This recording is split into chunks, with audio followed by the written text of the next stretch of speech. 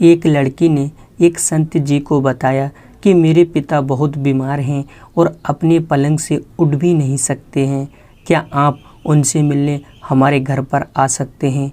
संत जी ने कहा, हाँ बेटी, मैं ज़रूर जाऊंगा। संत जी जब उनसे मिलने उसके घर पर गए तो देखा कि एक बूढ़ा और बीमार आदमी पलंग पर 2 तकिया पर सिर रखकर लेटा हुआ है, लेकिन एक खाली कुर्सी उसके पलंग के सामने पड़ी थी।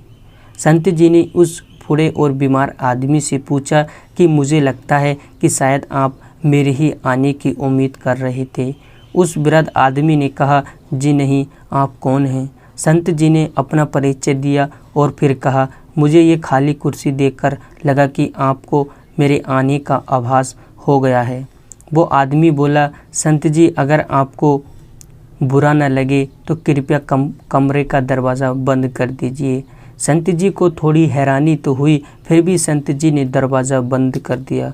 वो बीमार आदमी बोला कि दरअसल इस खाली कुर्सी का राज मैंने आज तक भी किसी को नहीं बताया है, अपनी बेटी को भी नहीं। दरअसल अपनी पूरी ज़िंदगी में ये जान नहीं सका कि प्रार्थना कैसे की जाती है, लेकिन मैं हर रोज़ मंदिर जाता ज़रूर था, लेकिन कुछ समझ नहीं आता था। लगभग 4 साल पहले मेरा एक दोस्त मुझे मिलने आया। उसने मुझे बताया कि हर प्रार्थना भगवान से सीधे ही हो सकती है। उसी ने मुझे सलाह दी कि एक खाली कुर्सी अपने सामने रखो और ये विश्वास करो कि भगवान खुद इस कुर्सी पर तुम्हारे सामने बैठे हैं। फिर भगवान से ठीक वैसे ही बात करना शुरू करो जैसे कि अभी तुम मुझसे कर रहे हो। वो हमारी हर फरियाद सुनता है और जब मैंने ऐसा ही करके देखा मुझे बहुत अच्छा लगा। फिर तो मैं रोज़ 2 घंटे तक ऐसे ही भगवान से बातें करने लगा। लेकिन मैं इस बात का खास ध्यान रखता था कि मेरी बेटी कभी मुझे ऐसा करते न देख ले। अगर वो देख लेती तो उसे लगता कि मैं पागल हो गया हूँ। ये सुनकर संत जी की आंखों में प्रेम और भाव से आंसू बहने लगे। संत जी ने उस बुजुर्ग से कहा कि आप सबसे ऊंची भक्ति कर रहे हो।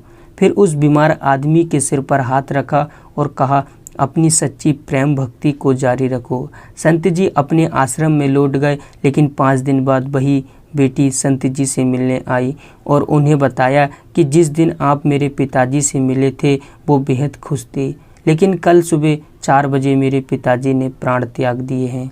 बेटी ने बताया कि मैं जब घर से अपने काम पर जा रही थी तो उन्होंने मुझे बुलाया, मेरा माथा प्यार से चूमा। उनके चेहरे पर बहुत शांति थी, उनकी आंखें आंसुओं से भरी हुई थीं। लेकिन वापस लौटकर मैंने एक अजीब सी चीज़ भी देखी।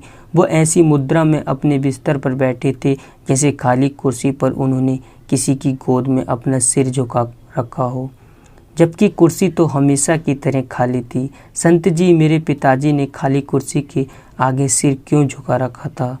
बेटी से पिता का ये हाल सुनकर संत जी फूट फूट कर रोने लगे और मालिक के आगे फरियाद करने लगे, हे मालिक, मैं जब भी इस दुनिया से जाऊं तो ऐसे ही जाऊं, मुझ पर भी ऐसे ही कृपा करना।